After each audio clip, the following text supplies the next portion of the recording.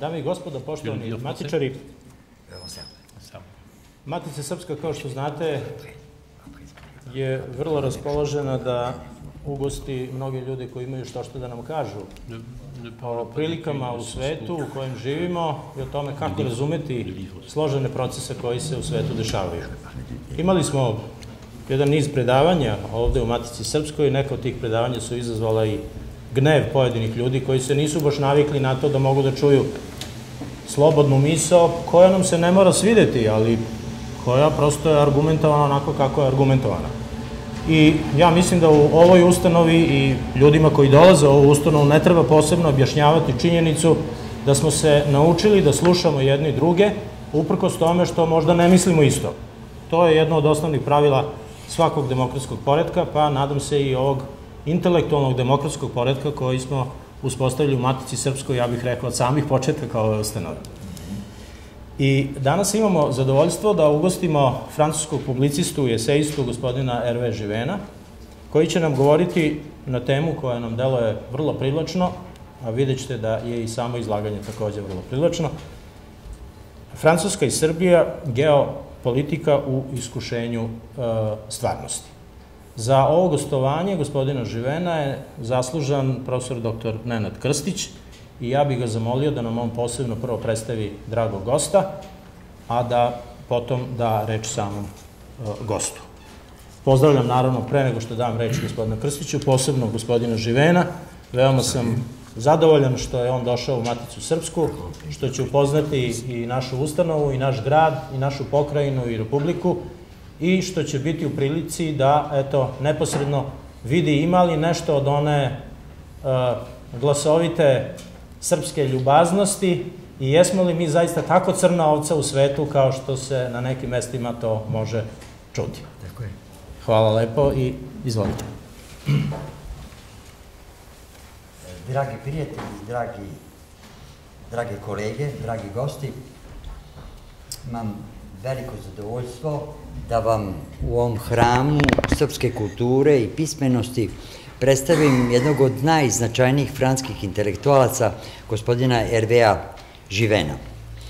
Hervé Given je još kao mlad učenik velikog francuskog mislioca, a potom i predsjednika francuske vlade, odnosno premijera Raymonda Barra, ušao u taj intelektualni krug Pariza, danas pod nazivom krug Aristotel, i tada počinje njegova sjajna karijera kad je reč pre svega o geopolitici.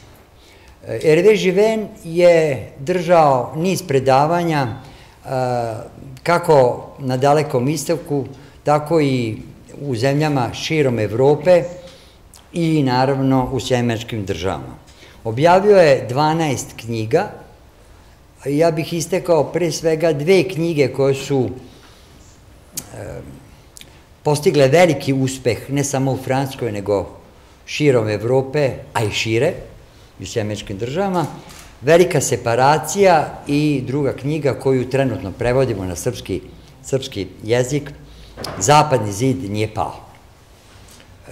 Da ne bih govorio, najbolje je da gospodin Given krene sa svojim izlaganjem. Je vous donne la parole, cher collègue. Thank you very much. Thank you very much, and I'm very happy to be with you tonight. It's a great honor for me to be in such a place at the heart of the cultural life of Serbian people. And I'm here to say the great friendship between French citizens and Serbian people, and I hope to participate to a renewal of our long-term friendship. Nenad told me I have to speak in French. Yes. So I will address you in French. Very sorry for those, maybe some of you, who don't understand very well French, but I was told you got a very good translation on very interesting quotes of Jean de La Fontaine and so on. I can read a little bit of Serbian language. So I will address you in French.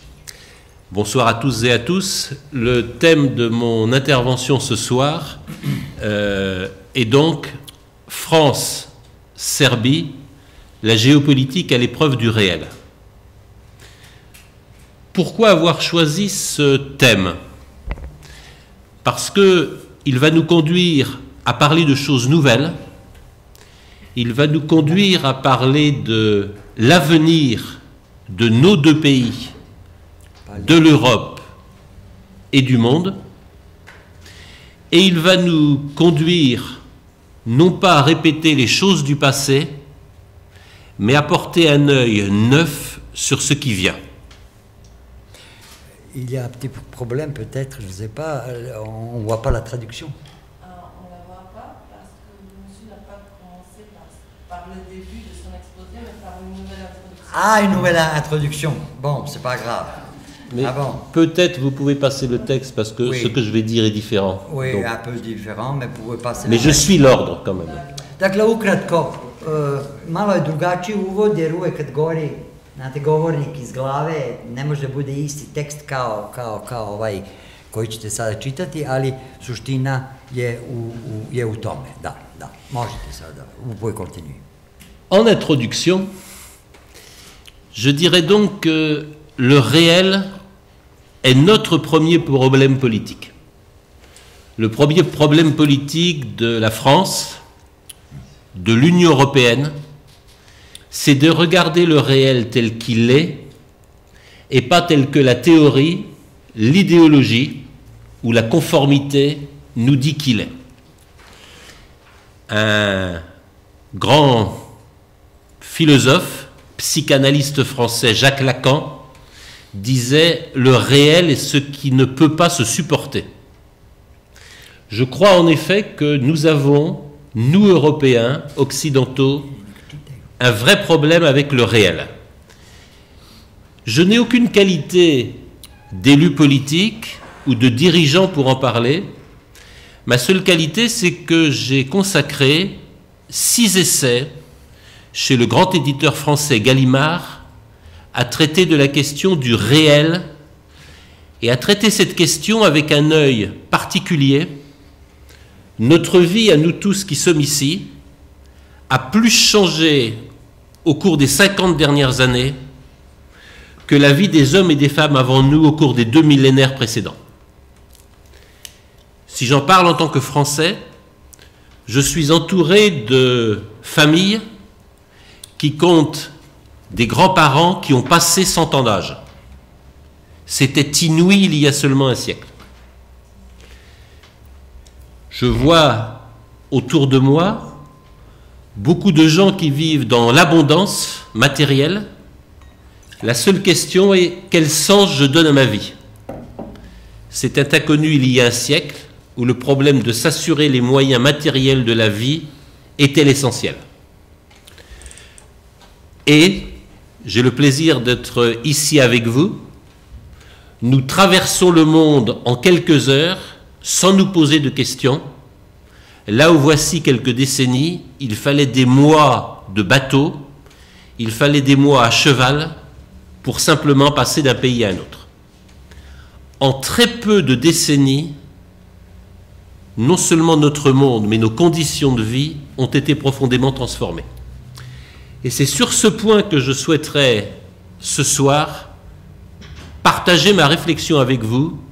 Le réel, ce monde nouveau qui est devant nous, interroge la géopolitique, c'est-à-dire le pouvoir, la sécurité, la paix et la guerre.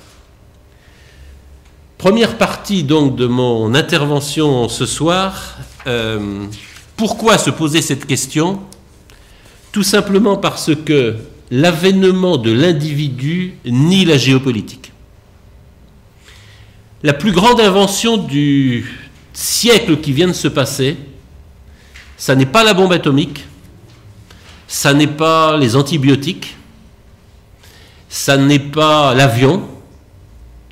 La plus grande invention qui bouleverse le monde, c'est l'invention de l'individu de droit. Nous sommes tous ici dans cette salle, selon l'Union européenne, selon les Nations unies, nous sommes tous des individus de droit. Qu'est-ce que cela veut dire? Cela veut dire que l'individu de droit ne se définit ni par sa nationalité, ni par sa religion, ni par son origine. Il se définit simplement par les droits qui sont attribuables à tout être humain vivant sur cette planète et qui le rendent totalement égal à tout autre individu vivant sur cette planète. J'en parle en tant que Français parce que l'origine de l'individu de droit, je l'attribue, avec quelques autres, à 3 penseurs français sur lesquels j'aimerais attirer votre attention parce qu'ils sont pour moi la clé de notre modernité. Bien sûr, les philosophes anglais Hobbes et Locke, mais Jean-Jacques Rousseau. Jean-Jacques Rousseau dit que l'homme est né bon et que la société le corrompt. Et Jean-Jacques Rousseau dit partout l'homme est né libre et pourtant partout il est dans les fers. Jean-Jacques Rousseau conçoit donc le contrat social comme étant un contrat de droit qui est à l'origine de la création de toutes les sociétés humaines.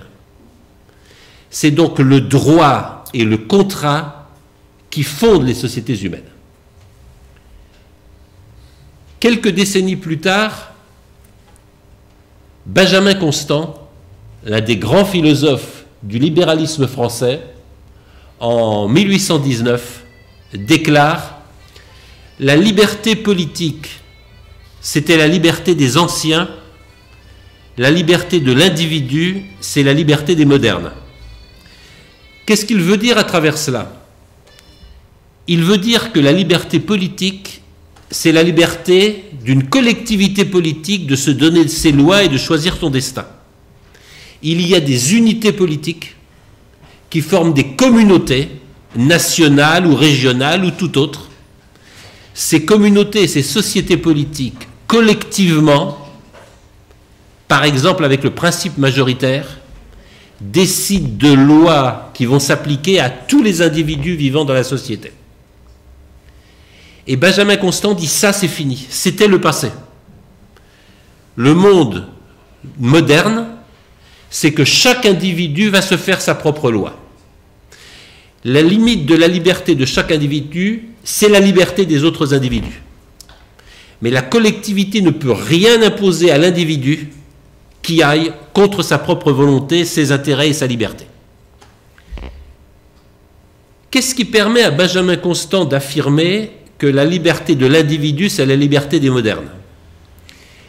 Troisième grand penseur français, un économiste celui-là, Jean-Baptiste Say. Jean-Baptiste Say est professeur à l'école polytechnique, et Jean-Baptiste Say vient de déclarer en 1818 « Les ressources naturelles étant en quantité illimitée, sont libres d'accès et gratuites pour tous. » Qu'est-ce que cela veut dire? Cela veut dire que si les ressources naturelles sont illimitées en quantité, nous pouvons tous aspirer à la satisfaction de désirs sans limite. Nous pouvons tous rêver à une abondance matérielle sans limite, et nous pouvons tous rêver que notre vie, ça va être l'accomplissement de tous nos désirs. Ce sont là Jean-Jacques Rousseau, Benjamin Constant et Jean-Baptiste Say, les piliers de la création de l'individu de droit qui est aujourd'hui le principe de toutes les sociétés occidentales et qui fut le principe après, dans les années 90, quand on rêvait à la démocratie planétaire, c'était le principe de l'uniformisation du monde sur le modèle occidental. Rappelez-vous Fukuyama, rappelez-vous ce penseur américain qui, après la dissolution pacifique de l'Union soviétique, dit « Dorénavant, il n'y aura plus qu'un modèle dans le monde, c'est le modèle de l'individu de droit. Les États, les nations, les frontières, tout ça va disparaître. Il n'y aura plus sur la planète que des individus de droit Et peut-être même est-ce qu'il n'y aura plus qu'un seul gouvernement planétaire. Ça, c'est la mort de la géopolitique. Pourquoi? Parce que l'affirmation qu'il n'y a que des individus de droit dit que la géographie, ça ne compte pas, que le climat, ça ne compte pas, que les origines, ça ne compte pas, qu'il n'y a pas de différence ethnique, religieuse ou nationale entre les individus, qu'il n'y a pas de diversité culturelle, de diversité de civilisation. Tous les individus de droit participent du même monde. C'est le modèle qui a présidé à la globalisation, c'est le modèle qui a présidé à l'universalisation des systèmes et des organisations occidentales, et donc c'est un système qui nie la géopolitique. C'est un système qui dit que les frontières doivent disparaître, et que je ne suis pas français, vous n'êtes pas serbe ou croate ou que sais-je encore, nous ne sommes que des individus de droit. La géopolitique n'existe plus. Ça, c'est au cœur du rêve de l'Union européenne. Il n'y a plus de relations de puissance. Les questions de force et de défense ne comptent plus. Il n'y aura plus jamais de guerre. Et l'Union européenne s'est construite sur le rêve d'un monde post-national, sur le rêve d'une uniformisation planétaire de l'individu de droit. Seconde partie donc de mon intervention, à la redécouverte du monde réel. Est-ce que nous vivons aujourd'hui cette démocratie planétaire universelle? Est-ce que nous vivons cette fin de l'histoire qui nous avait été promise dans les années 90? À l'évidence, non. À l'évidence, nous n'en avons pas fini avec la puissance et avec la force. Nous n'en avons pas fini avec la guerre. Et le monde de l'individu de droit est en train de se fracasser sur les réalités qui sont géographiques, qui sont climatiques, qui sont culturelles, qui font que les croyances, les identités et les passions nationales non seulement n'ont pas disparu, mais sont en train de se réveiller partout dans le monde. Je vais être très clair avec vous ce soir. Pour moi, le moment politique que nous vivons partout dans le monde, c'est le moment où c'en est fini du libéralisme de l'individu. Nous allons devoir revenir au libéralisme national, mais aussi au patriotisme économique. Mais aussi, nous allons devoir prendre en compte le fait que les origines comptent, les religions comptent, les différences culturelles comptent. Pourquoi est-ce que j'affirme ce soir que le libéralisme de l'individu est mort? Pas à cause de la Chine, pas à cause de la Russie, pas à cause de Donald Trump et de la politique américaine, pas à cause de l'Union européenne. Tout simplement pour cette raison, qui est d'une immense importance, y compris pour mes amis de la Chambre de commerce de Voïvodine et pour le grand sommet agricole que vous organisez, parce que nous allons être confrontés à un effondrement de nos systèmes vivants dans les années ou dans les décennies qui viennent. Cela veut dire que Jean-Baptiste Say a eu totalement tort. Les ressources naturelles sont comptées. La Terre ne peut pas fournir une abondance sans limite à 8 ou 9 milliards d'êtres humains. Et ces ressources étant comptées, la promesse de l'abondance illimitée pour tous les hommes est juste une fausse promesse. C'est à cela que nous allons être confrontés dans les années à venir, et je voudrais prendre quelques exemples pour illustrer mon propos. Je suis né, voici maintenant beaucoup d'années, dans un monde tout bruissant de chants d'oiseaux, de bruits d'insectes et de milliers d'espèces animales et végétales en France, mais aussi en Afrique ou ailleurs dans le monde. Il faut que vous sachiez qu'au cours du dernier demi-siècle, 60 à 70% de ces espèces ont disparu.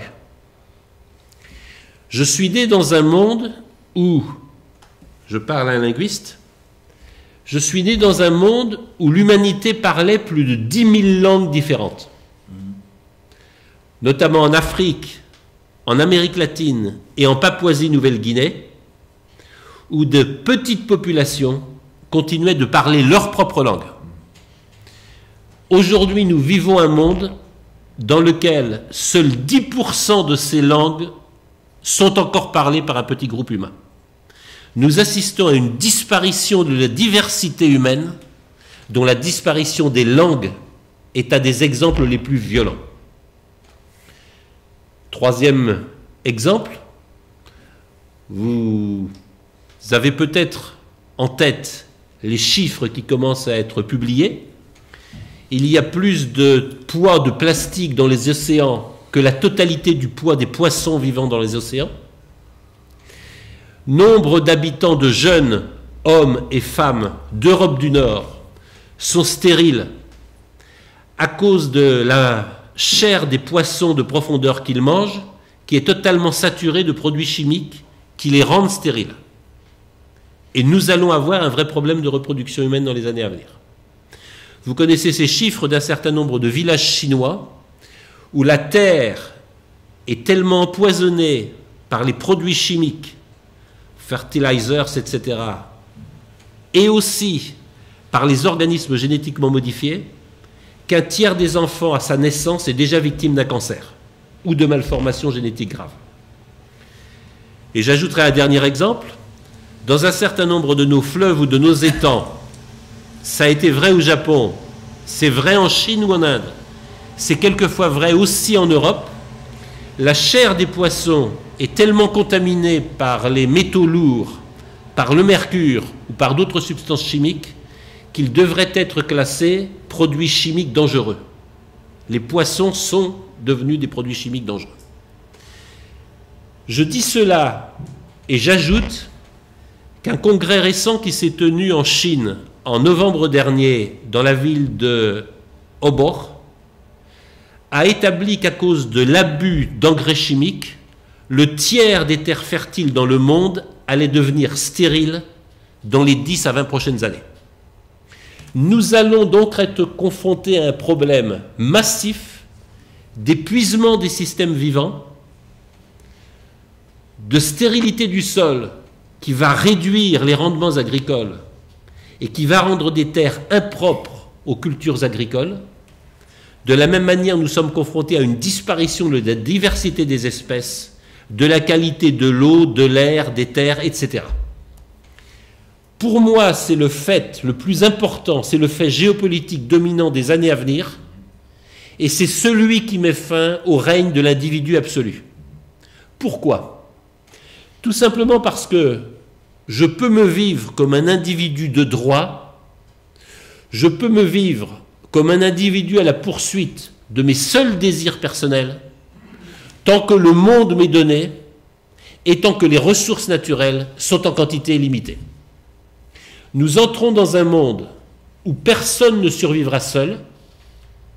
Nous entrons dans un monde où le je, ego, myself, touche à sa fin, où nous survivrons par le nous, la collectivité, la communauté nationale ou autre, et donc le retour aux sociétés politiques primant sur la loi de l'individu. C'est le moment politique que nous vivons un peu partout dans le monde. C'est le moment politique qui explique l'affirmation plus forte des pouvoirs, que ce soit en Russie, que ce soit en Chine, que ce soit en Inde, que ce soit aux États-Unis, où partout des pouvoirs forts sont en train de s'affirmer, parce qu'ils s'affirment comme le moyen pour le nous, Make America Great Again, c'est le moyen pour le nous de survivre par la collectivité, par l'affirmation collective. Laissez-moi dire quelques mots de la situation géopolitique mondiale. Nous sortons, l'Union européenne n'en est pas encore sortie, elle doit se réveiller vite. Nous sortons d'un monde post-national, post-frontière, d'uniformisation mondiale. Un petit tour du monde très rapide. Vous êtes proche de la Russie. Vous savez à quel point le président Poutine a réaffirmé le principe d'indépendance nationale de la Russie jusqu'à en faire pratiquement une religion, une mystique.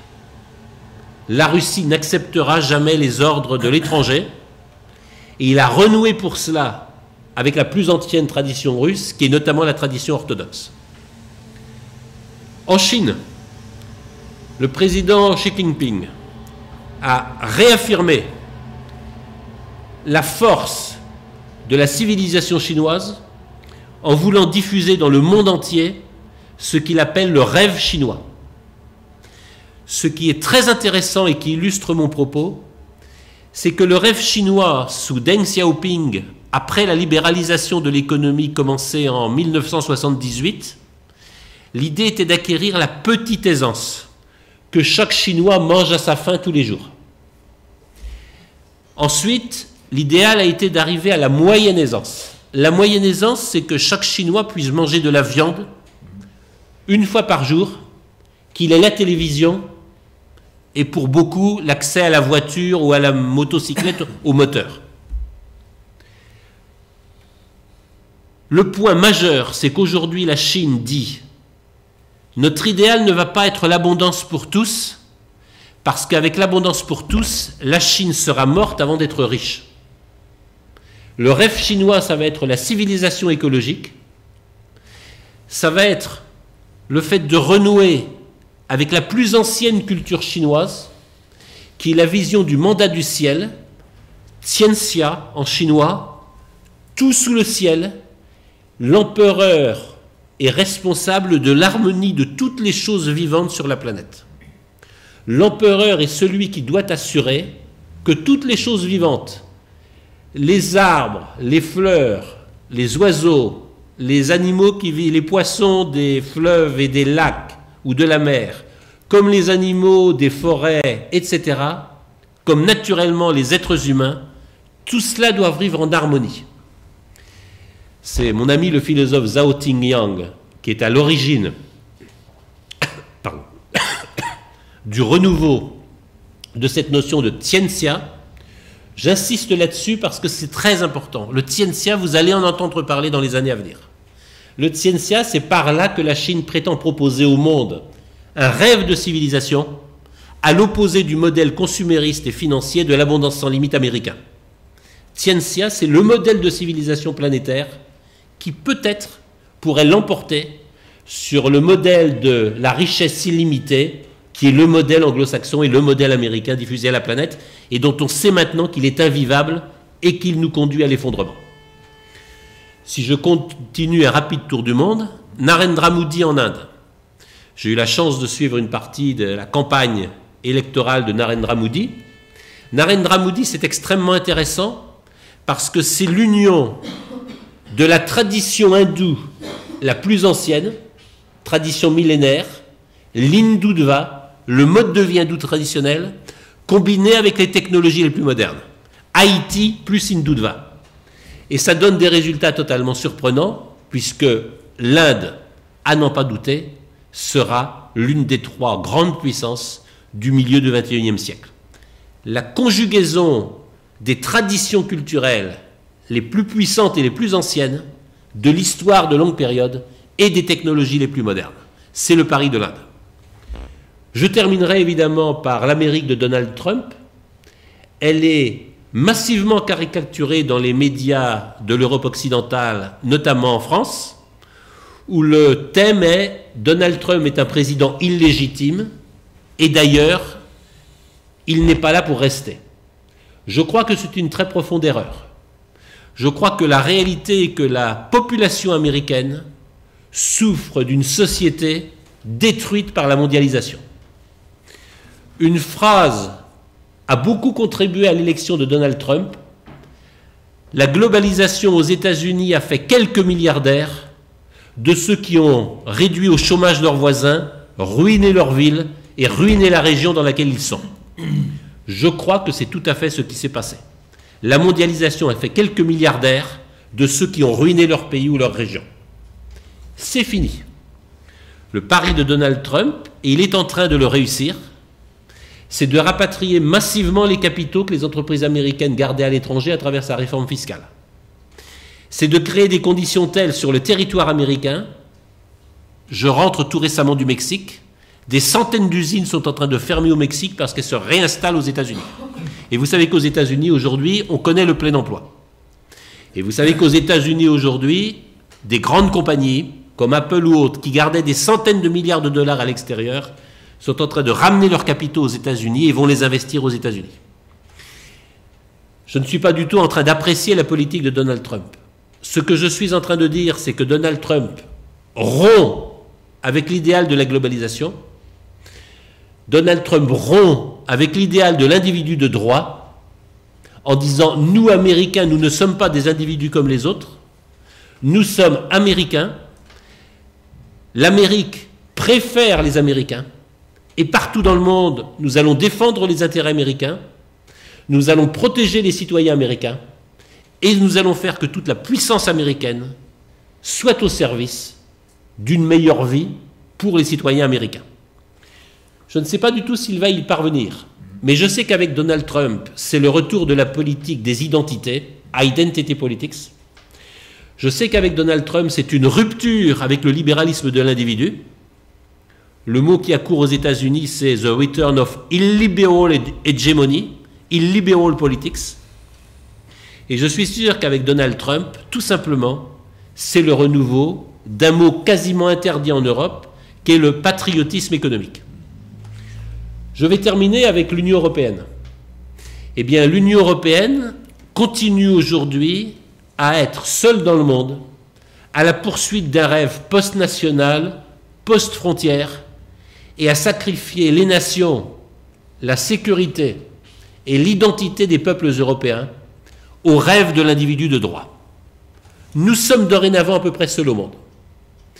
Et la question est-ce que l'Europe, l'Union européenne, ouvre la voie au monde qui tôt ou tard va la suivre, ou est-ce que l'Union européenne n'est pas en train de se mettre hors de l'histoire?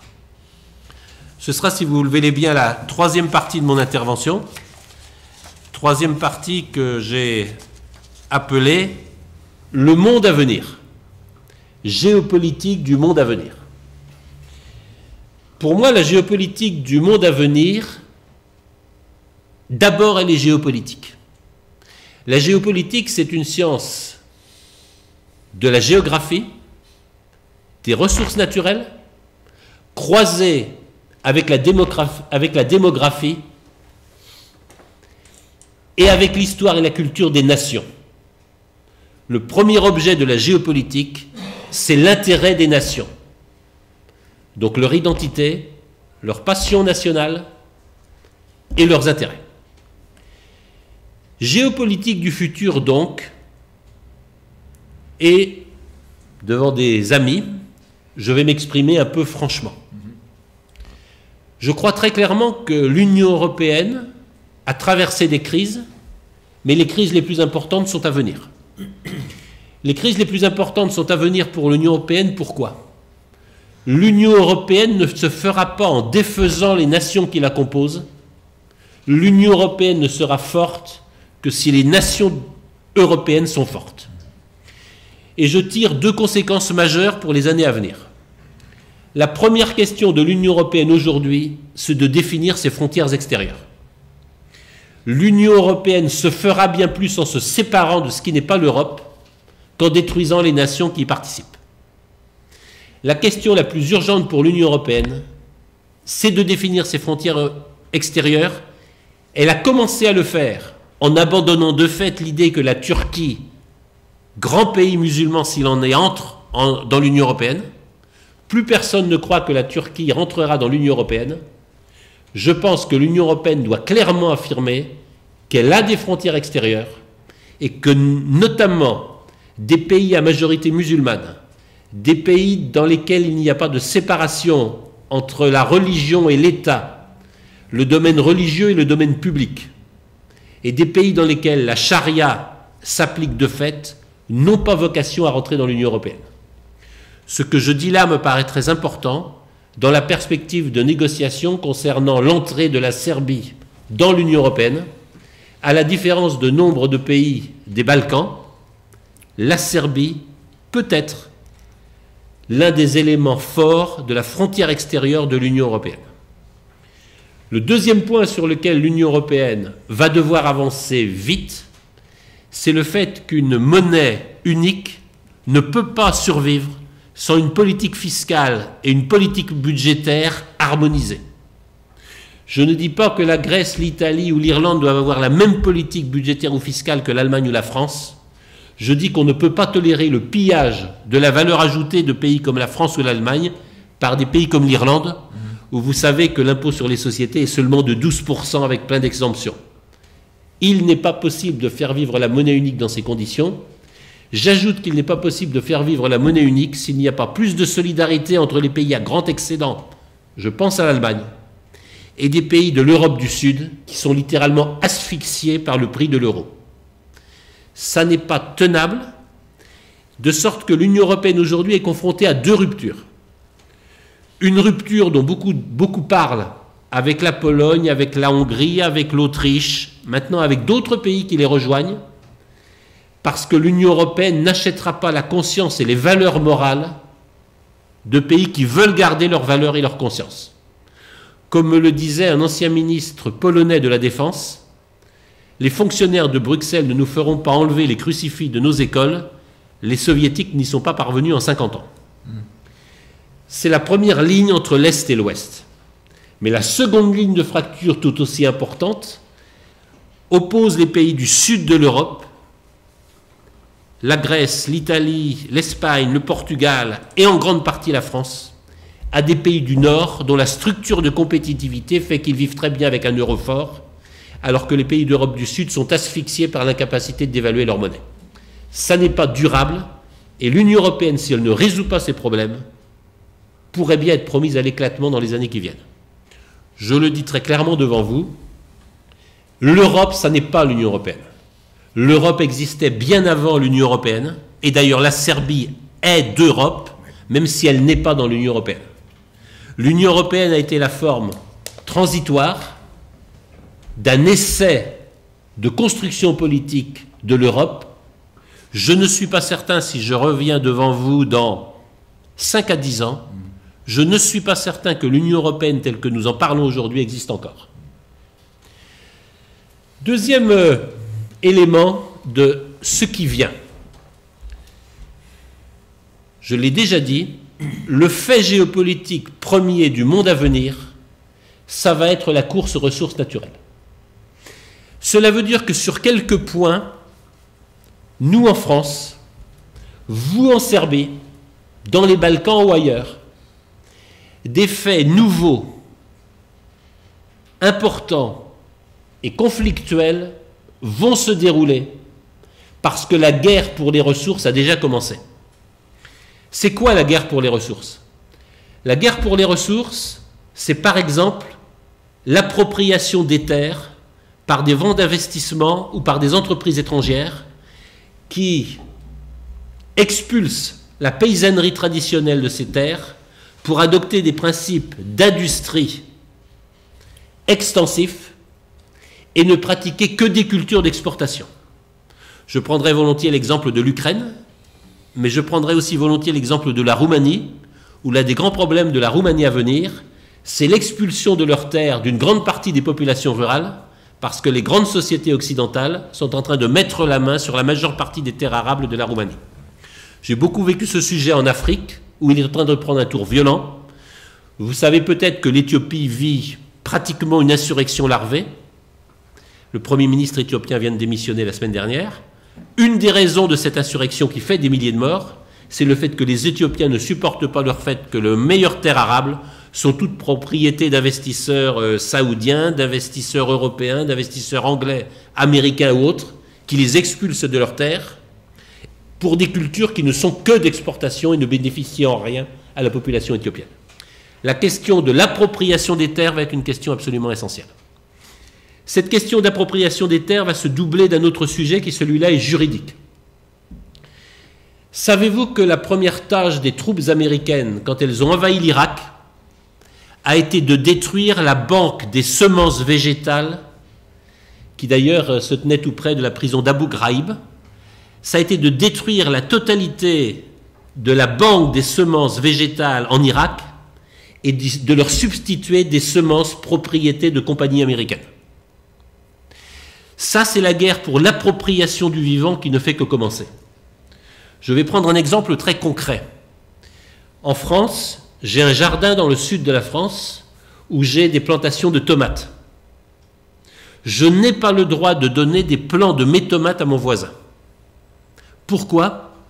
Parce que les plants de tomates, je peux les utiliser moi-même, mais tout ce qui est échangé doit passer par des plants de tomates industriels avec une propriété déposée et un copyright. De la même manière, la plupart des plantes que j'achète pour mon jardin ne se reproduisent pas. Elles sont faites pour ne pas se reproduire, de telle sorte que je ne puisse pas repiquer la plante, je sois obligé d'acheter une nouvelle plante si je veux en avoir d'autres. C'est le sujet majeur pour moi des années à venir, c'est ce sujet de l'appropriation de la vie par des compagnies privées. Et si je veux vous faire peur, sachez que c'est déjà le cas en Californie, c'est peut-être aussi le cas en Chine. Des compagnies privées sont en train de vouloir s'approprier la reproduction humaine en détenant des brevets sur des particularités du génome humain, ce qui fait que pour acheter des caractères génétiques les meilleurs pour nos futurs enfants, nous serons obligés de les acheter à l'industrie du vivant. La propriété du vivant est l'un des plus grands sujets conflictuels des années à venir. Et je vous incite, pour l'agriculture de votre région, comme pour les espèces endémiques, végétales ou autres de cette région, à être très attentifs à ce sujet, parce que l'expulsion des indigènes de leurs terres va se faire par le biais des industriels du vivant. Je citerai naturellement Monsanto, Bayer, mais combien d'autres sont en train de nous expulser de la propriété de la vie qui est sous nos pieds et qui est notre patrimoine commun. Nous sommes expulsés de nos biens communs. C'est l'un des très grands débats géopolitiques à venir. Troisième débat géopolitique à venir, c'est celui de notre sécurité morale et intellectuelle. Et là, naturellement, Haïti, les géants de l'Internet, le sujet des fake news, le sujet du contrôle des contenus de l'information, le sujet du contrôle de la fabrique de l'opinion et peut-être de la fabrique de la société de l'obéissance. Ce troisième thème géopolitique m'apparaît essentiel pour les années à venir. Est-ce que l'information dont vous disposez, est-ce que la vie intellectuelle de cette région, de la Voïvodine, comme de la Serbie, sera essentiellement dominée par les enseignants des universités, les chercheurs, les intellectuels, les écrivains, les journalistes serbes, ou est-ce qu'elle sera totalement dictée de l'extérieur par une conformité imposée par l'OTAN, par les États-Unis, ou d'ailleurs par la Russie ou la Chine? La colonisation mentale dans le bloc soviétique d'autrefois passait par la russification, elle passait par les agences d'information russes, Pravda, et elle passait par la vérité obligée, idéologique, enseignée dans les écoles, les universités, etc. Dorénavant, forget it all, le même processus est en train d'exister, mais ce même processus, c'est Facebook, c'est Google, ce sont les fabriques de la pensée et les fabriques des contenus du net qui l'imposent à la population mondiale, comme en Chine, c'est Alibaba, Tencent, Baidu, etc., qui l'imposent derrière le Chinese Wall à la totalité de la population chinoise. La liberté de l'information, la liberté de la pensée est aujourd'hui menacée, et je pense que c'est un très grand sujet pour nous Français attachés à la liberté de l'esprit. Comme pour la Serbie qui a fait tant de fois la preuve au cours des siècles de sa volonté d'indépendance, de travailler au maintien de la liberté de penser, de la liberté d'informer et de la liberté de débattre. C'est probablement un sujet de collaboration entre nos pays. Quatrième élément géopolitique totalement majeur, indépendance et souveraineté nationale, ou multipolarité et retour aux empires. très clairement, aujourd'hui, je crois que les États-Unis ont renoncé à la vocation de the hyperpower. Les États-Unis vont contrôler le monde entier. Donald Trump l'a dit assez clairement à la tribune des Nations Unies, nous n'avons pas vocation à imposer le mode de vie américain partout dans le monde. Les États-Unis veulent assurer tous les moyens de leur sécurité, ils veulent promouvoir leur intérêt national partout dans le monde, ils ne cherchent plus à uniformiser la planète sur le modèle américain. Cela signifie qu'aujourd'hui, c'est très vrai pour nous, Union européenne, nous sommes face à l'affirmation d'un monde multipolaire qui est un monde impérial. La Chine croit très clairement qu'elle va affirmer son autorité sur toute l'Asie du Sud-Est et sur une partie du monde Pacifique. Regardez la manière dont les Philippines sont en train de se rapprocher de la Chine et de conclure des alliances avec elle. Regardez la manière dont la Russie souhaite reconstituer son hinterland, renouer des liens distants avec un certain nombre des républiques, par exemple d'Asie centrale, par exemple aussi de promouvoir ses intérêts sur les mers du Sud en redevenant une grande puissance méditerranéenne. Cela pose naturellement question à l'Union européenne. Dans l'esprit des États-Unis, l'Union européenne doit être aux ordres de l'intérêt national américain. La semaine dernière, le secrétaire d'État à la Défense, le général Mattis, l'a dit d'une manière extraordinairement autoritaire. L'Allemagne et la France avaient parlé d'une initiative de défense européenne. Le général Mattis est venu dire clairement « No way, pas d'initiative de défense européenne, pas de constitution d'une industrie européenne de l'armement. La défense européenne, c'est l'affaire de l'OTAN et elle est aux ordres des États-Unis. » Et donc je crois que l'une des questions géopolitiques cruciales pour les années à venir, est-ce que l'Union européenne est le moyen de l'indépendance de l'Europe? Nous avons fêté, et nous avions raison de fêter, l'indépendance de l'Europe, et notamment de l'Europe de l'Est, à l'égard de l'Empire soviétique. Aujourd'hui, et c'est l'objet d'un livre qui s'appelle « Le mur de l'Ouest n'est pas tombé », que j'ai consacré à ce sujet et qui, je crois, est en cours de traduction en serbe. Aujourd'hui, l'Union européenne est le moyen de la colonisation américaine de l'Europe. Je crois que cette situation n'est pas tenable, je crois qu'elle n'est pas durable, et donc je crois que la tâche majeure de l'Union européenne, si elle doit exister en tant que forme politique durable de l'Europe, sera d'affirmer l'indépendance de l'Europe face aux États-Unis. Nous sommes alliés, être alliés et amis ne signifie pas obéir aux ordres. Et pour ma part, je trouve que les ordres donnés par l'OTAN, je trouve que les provocations répétées de l'OTAN à l'encontre de la Russie, je trouve que la création par les États-Unis de foyers de crise, à n'en pas douter, les Balkans vont être un nouveau foyer de guerre, parce que les États-Unis vont utiliser les Balkans pour couper les routes de la soie, pour couper l'unité eurasiatique, à laquelle travaille la Chine et à laquelle un certain nombre de pays européens commencent à se rallier. Les États-Unis pour couper les pipelines, pour couper les voies ferroviaires et les voies terrestres de communication au sein du continent eurasiatique, vont ranimer des conflits partout sur la ligne de feu qui va de Tallinn au nord en passant par la Moldavie et Chisinau et qui tombe par le Monténégro, la Macédoine et le Kosovo. C'est facile de ranimer des conflits et ça va permettre de couper l'Europe de l'Eurasie.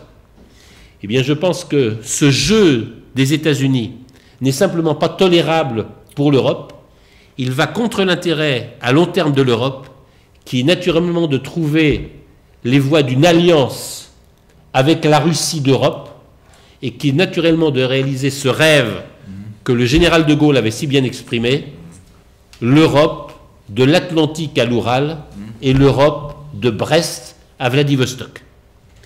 L'Union européenne ne sera pas si elle n'est pas le moyen de l'indépendance géopolitique de l'Europe vis-à-vis de toutes les forces qui prétendent la dominer. Ça a été vrai pour la Russie, ça peut être vrai demain ou après-demain face à la Chine, mais aujourd'hui, le premier problème de l'indépendance de l'Europe, il se pose face aux États-Unis. J'espère ne pas avoir été trop long, et je voudrais simplement conclure sur, non pas un mot d'espoir, mais sur une résolution à travailler en commun. S'il est un enseignement de l'histoire longue, c'est que la liberté des peuples l'emporte toujours. Le retour des identités nationales, le retour des fiertés nationales qui comptent bien plus que les réussites économiques, le retour de l'histoire de longue période, le retour des croyances et des communautés, c'est pour moi un moment politique extraordinairement porteur d'histoire. Nous avons été anesthésiés par le régime juridique de l'individu de droit et par l'idée d'une dissolution de nos sociétés. Le nous compte, la confiance compte, la fierté collective ça compte, et l'engagement partagé dans des projets communs ça compte. Le premier de ces projets, c'est la liberté, au service de la diversité des cultures, qui est notre bien de civilisation le plus précieux. Le grand philosophe français et ethnologue Claude Lévi-Strauss le disait, « Il n'y a pas de civilisation s'il n'y a pas des civilisations ». Je crois que la Serbie comme la France ont été porteuses dans l'histoire de l'esprit de résistance, qu'il s'agisse de la lutte contre l'Empire ottoman, de la lutte contre le nazisme ou de la lutte pour l'indépendance nationale contre tous ceux qui veulent la réduire à rien. Je crois que c'est pour la décennie à venir qui va être cruciale dans ces domaines. Je crois que ce sont les bases d'une collaboration fructueuse entre ces deux pays qui ont au cœur le non-alignement sur les empires ou sur les puissances qui voudraient nous conformer. Et je terminerai en citant, parce que je crois qu'il s'applique aussi à la Serbie, cette phrase qui est le plus beau compliment jamais adressé par la France, cette phrase du secrétaire général des Nations Unies, l'Égyptien Boutros Boutros-Ghali, qui dans les années 1980 disait « Partout où l'on parle français, c'est la langue des non-alignés ».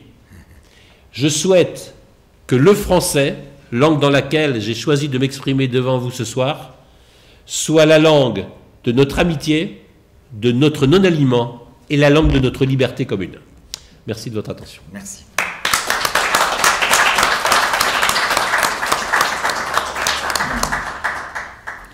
Ja se zahvaljujem našem prijatelju Herveu Živenu na ovom sjajnom izlaganju.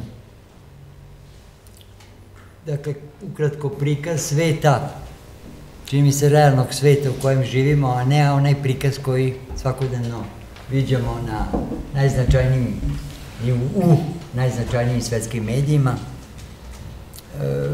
Ja bih da otvorimo ovu debatu, tako da slobodno postavite pitanje i mi ćemo pokušati da odgovorimo. To je tu.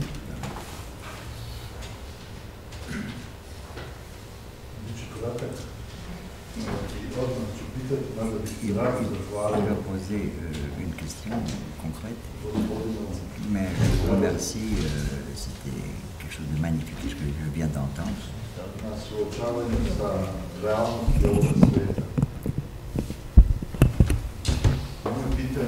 La question, je lui traduis la première question. Est-ce qu'en France existent les langues régionales jusqu'à les langues standardisées? Pourquoi cela se passe? Est-ce qu'il y a une résistance concernant ces changements? Donc la question porte sur les langues. Sur les langues, oui. Je continue en français? Oui, en français. Oui.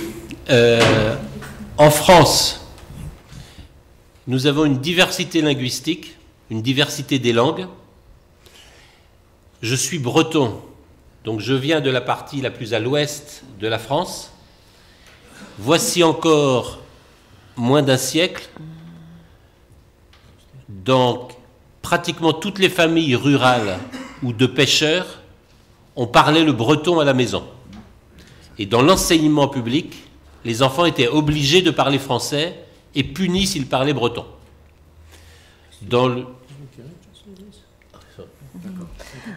Da, u Francuskoj postoji zaista velika različitost, diverzitet što se tiče regionalnih jezika. Ja sam iz Bretanje, Bretonac sam i pre manje od 1 veka sve porodice, seoske porodice su govorile bretonski u kući, na poljima, na selu.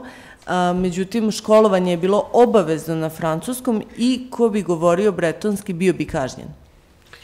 C'est la même chose dans le sud de la France. Les Corses ont une langue, les Basques ont une langue, et dans l'Est, en Alsace, on parle l'alsacien.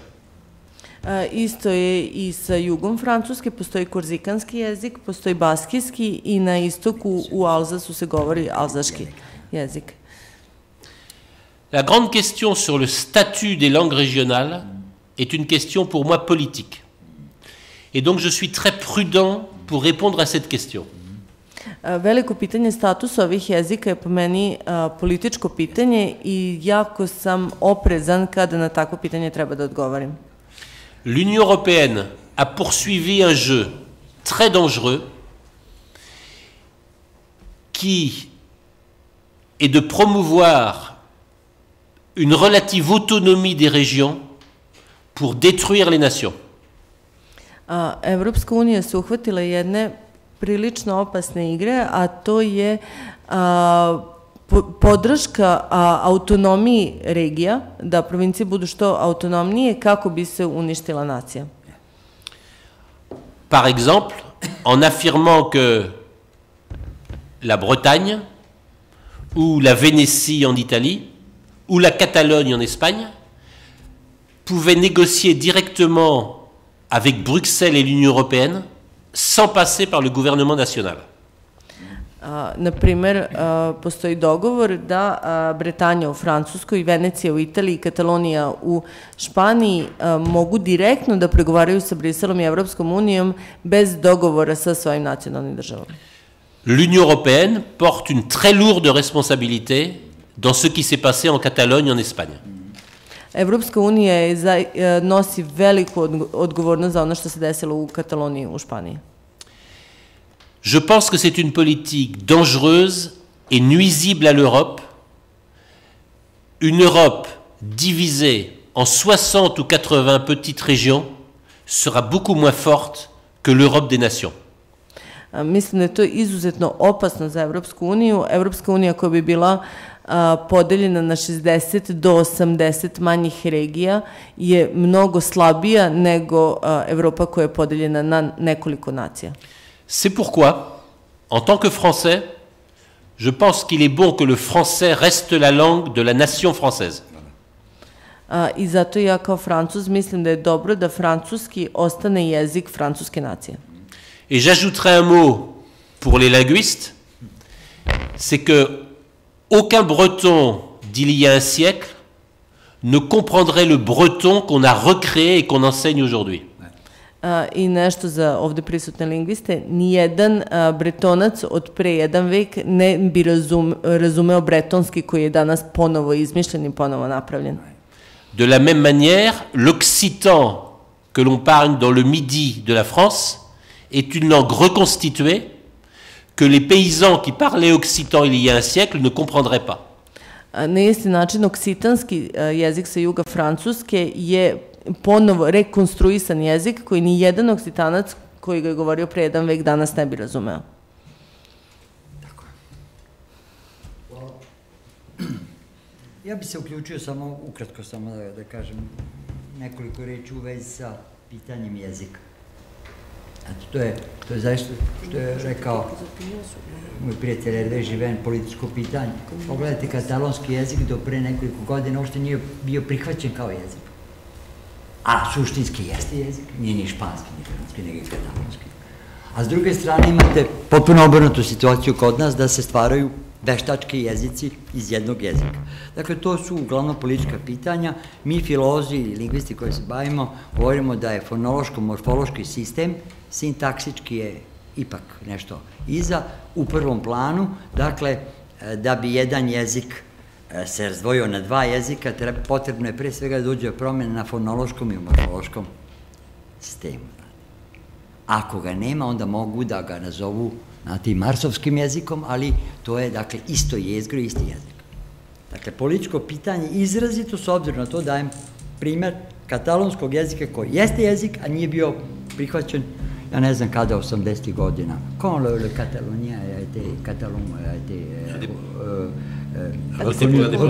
reconnu comme langue. Les années 80, je crois. Da, otprilike 80. godina je bio prihvaćen kao jezik od države Španije. Eto, to samo da dodam. Izvolite.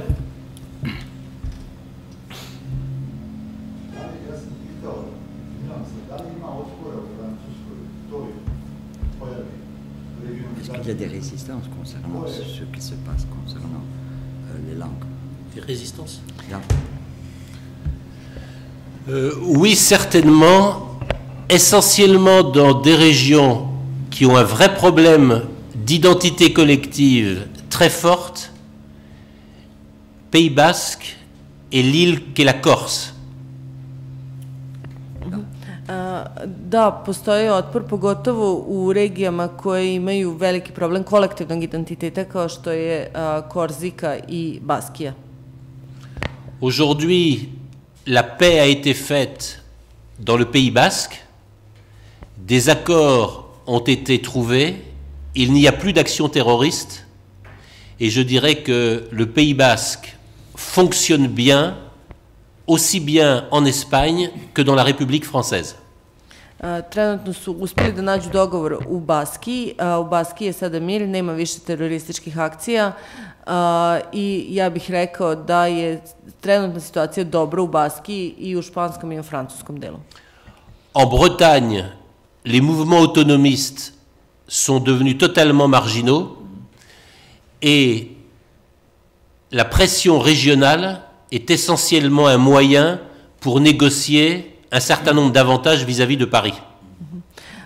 U Bretanji su autonomaški pokreti potpuno gurnuti na marginu političku, a taj regionalni pritisak služi samo da bi se došlo do nekih privilegija u odnosu na Pariz.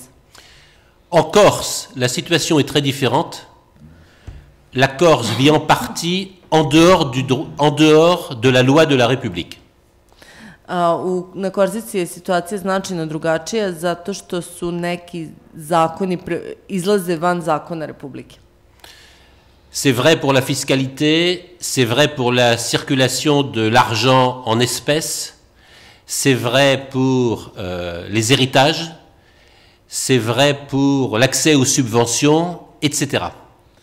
Dakle, zakoni koji se razlikuju se zakoni o porezima, protok novca u kešu, u gotovini, zatim pitanje nasleđa i pitanje pristupa subvencijama. Ti zakoni se značajno razlikuju u odnosu na Francusku.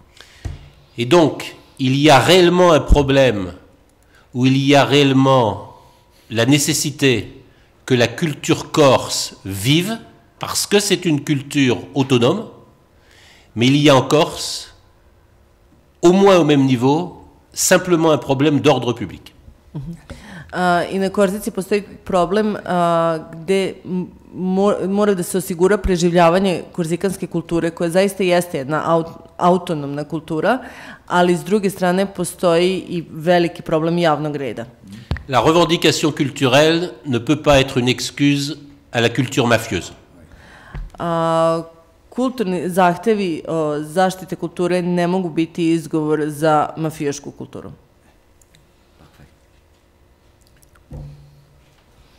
Izvolite.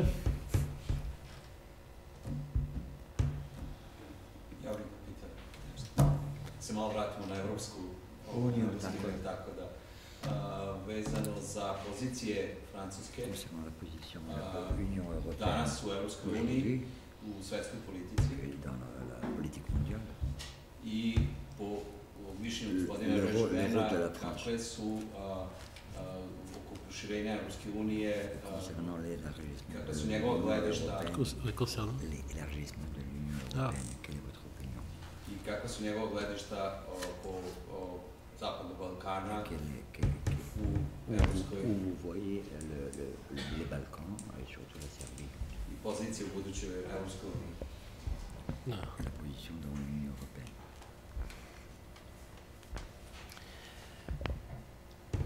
C'est une question vaste et c'est une question chaude. Da, dakle, to je veliko i teško pitanje. Voici quelques mois, Jean-Claude Juncker a affirmé qu'il ne pouvait plus y avoir d'élargissement de l'Union, puisque déjà ça ne fonctionnait pas très bien, et qu'il fallait d'abord approfondir avant de se poser la question de nouveaux élargissements. Pre samo nekoliko meseci Jean-Claude Juncker je izjavio da ne može biti proširenja, još neko vreme ne može biti proširenja Evropske unije, zato što već sa ovim brojem nije funkcionisalo kako treba i da se prvo Unija mora produbiti da bi se posle razmišljalo o eventualnom proširenju.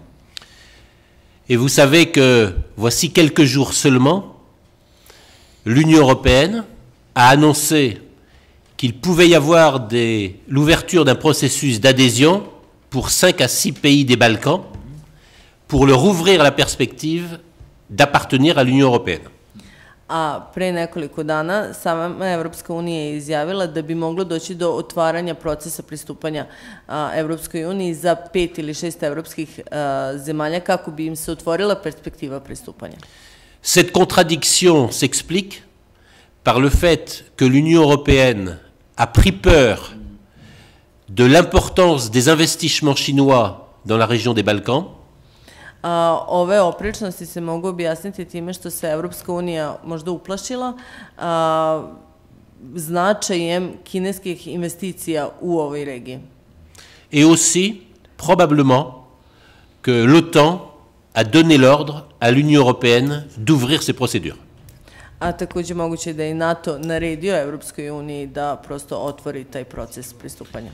J'ai vécu personnellement des réunions au cours de ces dernières années en France avec des interlocuteurs turcs où des émissaires américains nous donnaient l'ordre d'accepter la Turquie dans l'Union européenne.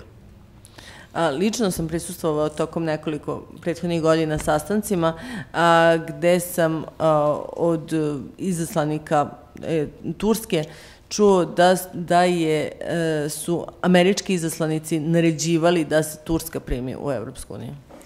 Ma position personnelle est très claire.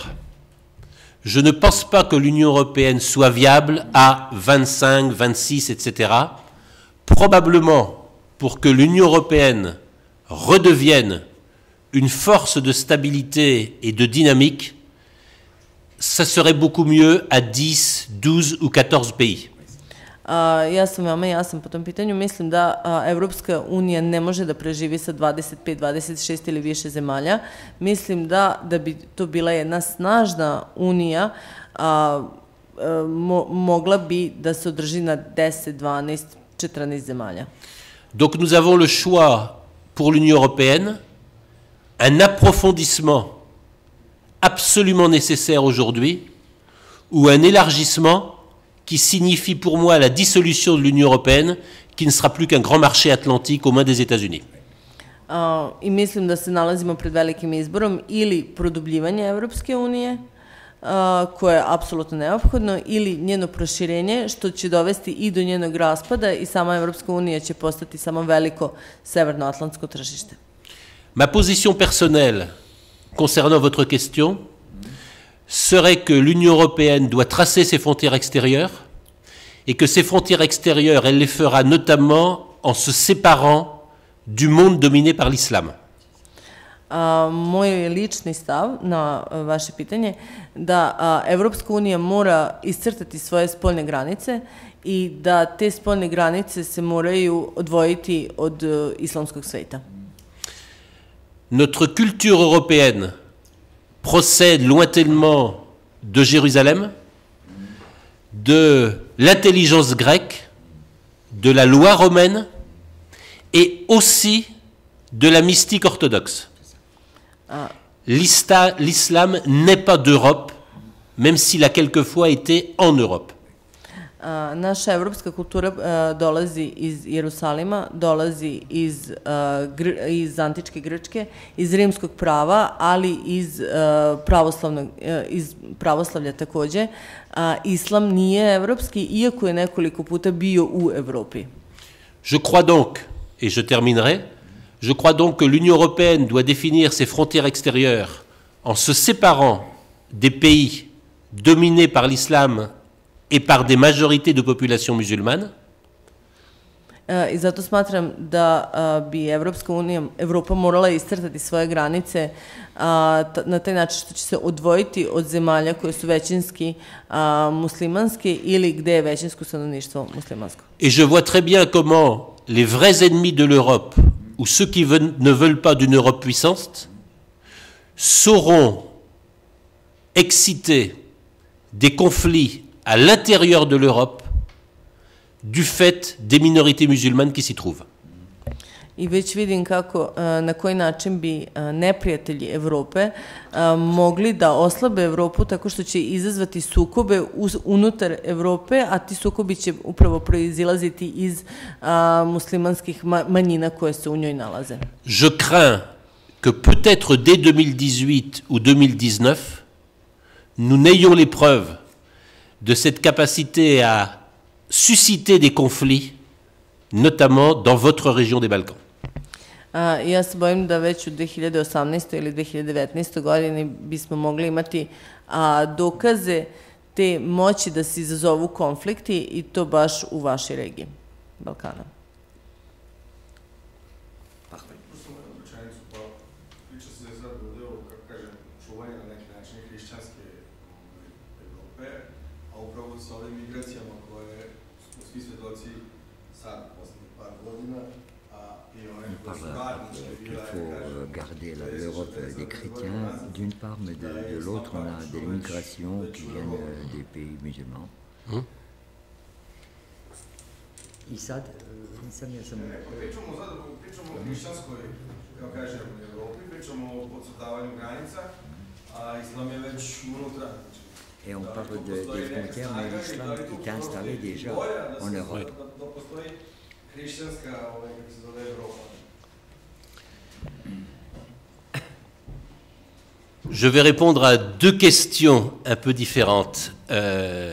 Il y a des populations dont la religion est l'islam, qui ne posent pas de problème en Europe parce qu'ils sont dans la loi républicaine ou dans la communauté nationale, et en aucun cas ils n'essaient d'instaurer la charia ou les principes de la loi de l'islam comme principe collectif.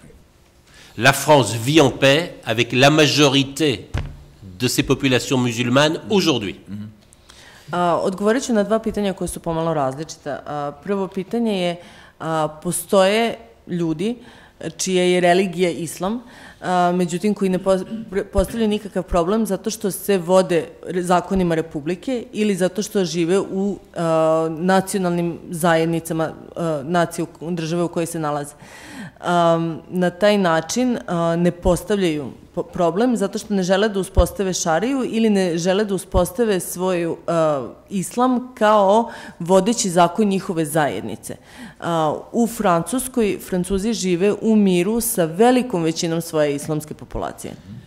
Un exemple pourrait être la Russie, où plus de 20% de la population est musulmane, et où lors de grandes célébrations nationales, dans la cathédrale orthodoxe, il y a, en même temps que le clergé orthodoxe, les rabbins et les imams.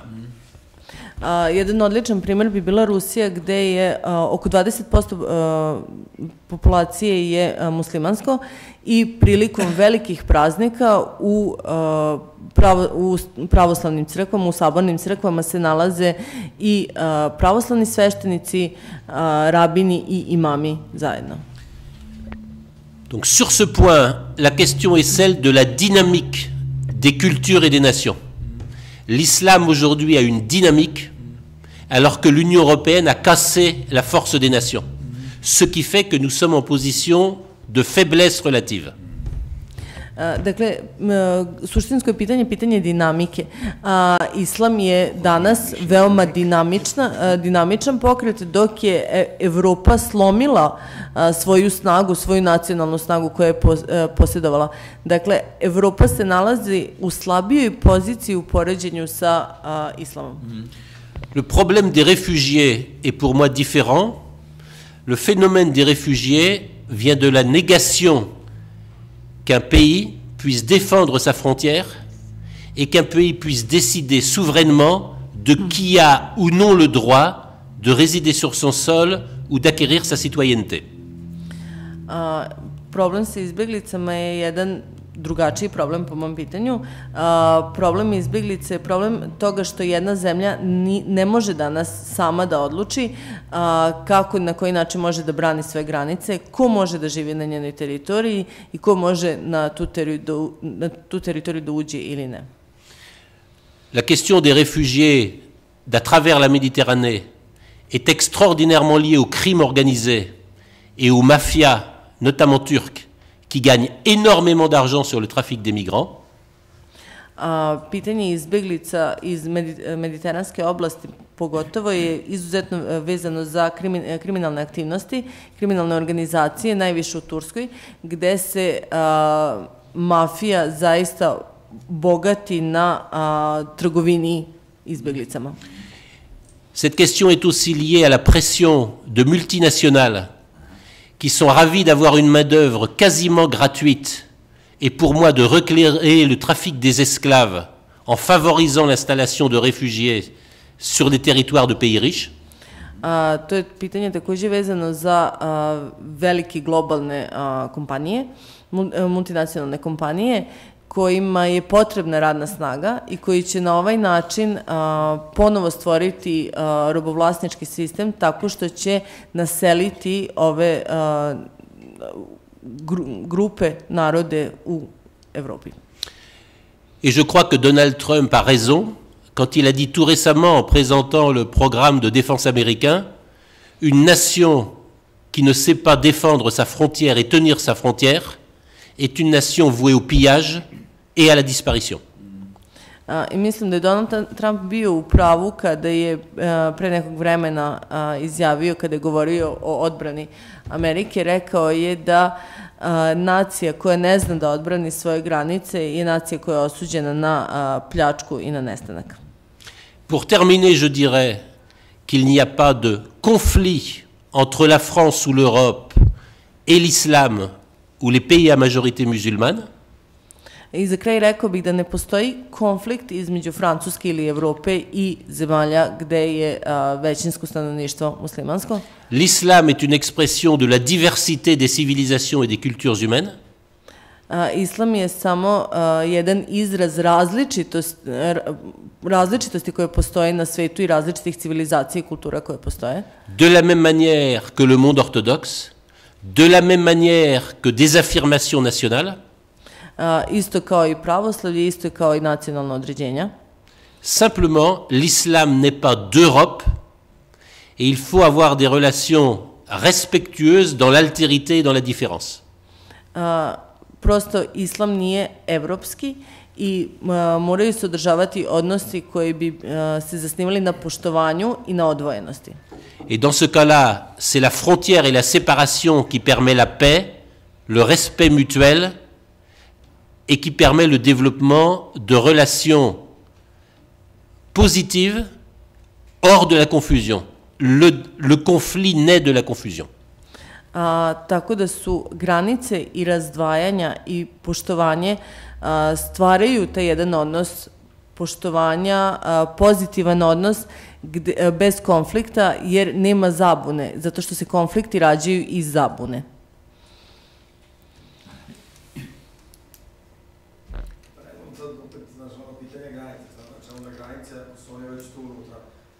Već unutra treba da živimo zajedno.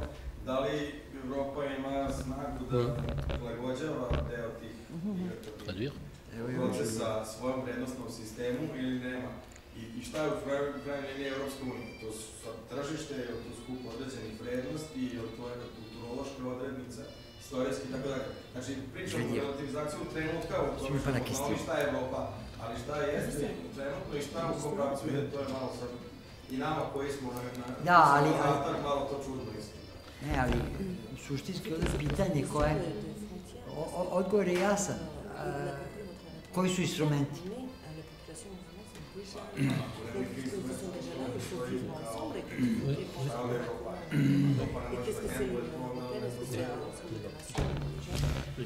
Je vous répondrai, c'est banal pour un Français. Je crois que la formule de la laïcité française est une formule d'avenir. Il y a un espace privé où chacun peut respecter la religion, les croyances de son choix. Il y a un espace public où la religion n'a pas sa place et n'a pas à dominer l'espace. Je crois que la formule française de la laïcité a bien fonctionné avec le monde juif, avec le monde catholique, avec le monde protestant.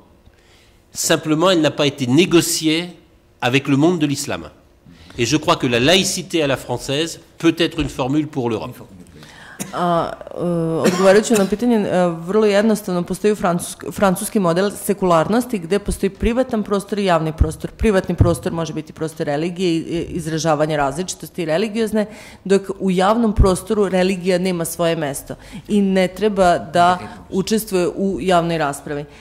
Ovaj francuski sekularni model je dobro funkcionisao u odnosima sa jevrejskim grupama, sa katoličanstvom, sa protestantizmom, ali nije bio ugovoren, nije bio dogovoren sa predstavnicima muslimanskog stanovništva.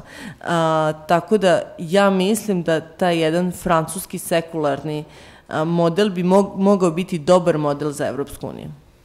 Mais je crois qu'il faut que les dirigeants politiques aient un discours sans concession, celles et surtout ceux qui voudraient instaurer des territoires sous la loi de l'islam au sein de l'Europe, c'est-à-dire instaurer la charia en Europe. Celles et ceux qui ne supportent pas, notamment la liberté de s'habiller, de se comporter comme elles le veulent des femmes, n'ont pas leur place en Europe et peuvent aller vivre dans des pays où la charia s'applique. I takođe mislim da bi političari morali biti jasni i ne dopuštati nikakve propuste kada razgovaraju sa onima koji bi želi da nametnu šariju u Evropi, govorima da žene treba da imaju pravo da se oblače kako, da šariju, kada žene imaju pravo da se oblače kako žele u Evropi, s jedne strane, a s druge strane mogu slobodno da se kreću po zemljama gde je šarija uspostavljena.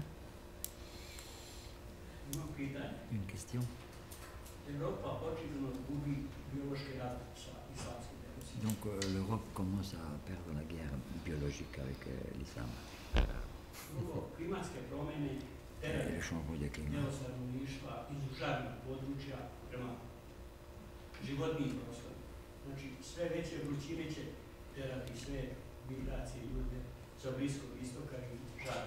Alors, selon lui, les migrations vont devenir encore plus grandes dû au changement de climat. Je veux dire, ce sont des procès qui exigeront toujours les migrations. Quoi, Pitani, c'est toujours. Est-ce que la réponse sont les frontières ou non? Est-ce que les frontières doivent exister ou non? L'un des pays qui va être le plus touché par les changements de climat pourrait bien être la Russie, puisqu'il est possible que des millions de kilomètres carrés de terre deviennent cultivables. Jedna od zemalja koja će biti najviše, da kažem, pogođena klimatskim promenama, to će biti Rusija, jer se može desiti da će milioni kvadratnih kilometara postati obradivi.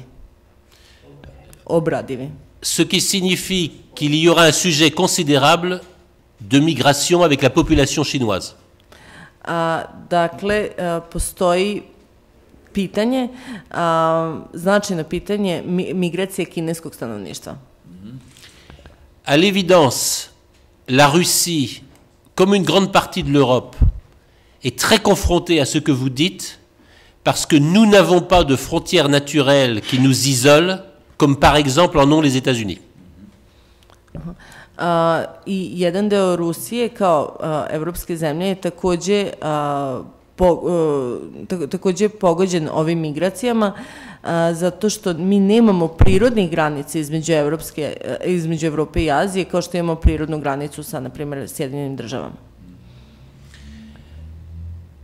Donc vous avez raison, l'Europe va certainement être confrontée à des phénomènes migratoires, et notamment aux réfugiés du climat, de manière plus forte qu'au cours de ces dernières années, et l'Europe est en panne démographique. I upravo ste, Evropa će zaista biti pogođena ovim migratornim talasima iz Azije i sve više i više, i takođe upravo ste da je Evropa u demografskom kvaru. Donc j'aurais deux réponses à votre question. D'abord, nous devrions davantage travailler sur l'exemple du Japon. Le Japon a une démographie déclinante et une population vieillissante et n'a absolument aucun recours à l'immigration. Mogli bismo pogledati primjer Japana. Japan ima sve stariju populaciju, broj stanovništva je u stalnom padu, ali apsolutno ne poziva nikakvo iseljeničko migratorno stanovništvo. Znači, ne pomaže se migracijama. Et nous devrions réfléchir aux expériences historiques de pays qui ont su intégrer des populations migrantes choisies par la force de leur affirmation nationale, de leur identité nationale et de leur organisation politique. I trebalo bi da pogledamo takođe zemlje koje su znale, koje su umele da integrišu stanovništvo koje je bilo izabrano i umeli su da ih integrišu snagom svog nacionalnog i kulturnog identiteta. Pour moi aujourd'hui, le problème des frontières est moins seulement le problème de la tenue des frontières que le problème de la faiblesse de nos identités nationales et donc de notre capacité à intégrer par la dynamique supérieure de nos projets.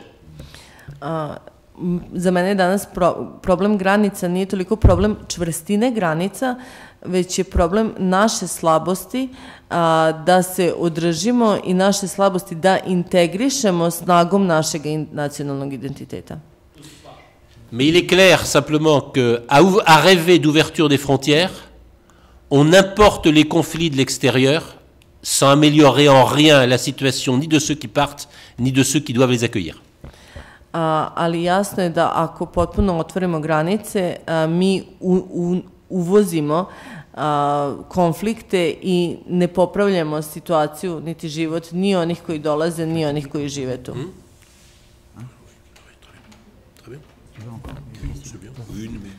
Ja mislim da možemo da se zahvalimo našem dragom gostu koji održao jedno zaista izuzetno zanimljivo predavanje koje je otvorilo čitav niz pitanja, ponudilo i neka rešenja. Možemo se složiti, ne složiti, možemo i nastaviti razgovor u salonima, pa vas pozivam da pređemo u salon, da nastavimo u malo neformalnijoj atmosferi uz još samo jednu informaciju, a to je da ćete tekst koji ste videli na video bimu, na ekranu ovde, a koji videli ste razliku od onoga što je gospodin Joven govorio, taj tekst ćete moći da pročitate u matičnim publikacijama. Hvala vam najlepše i hvala našem dragom gostu.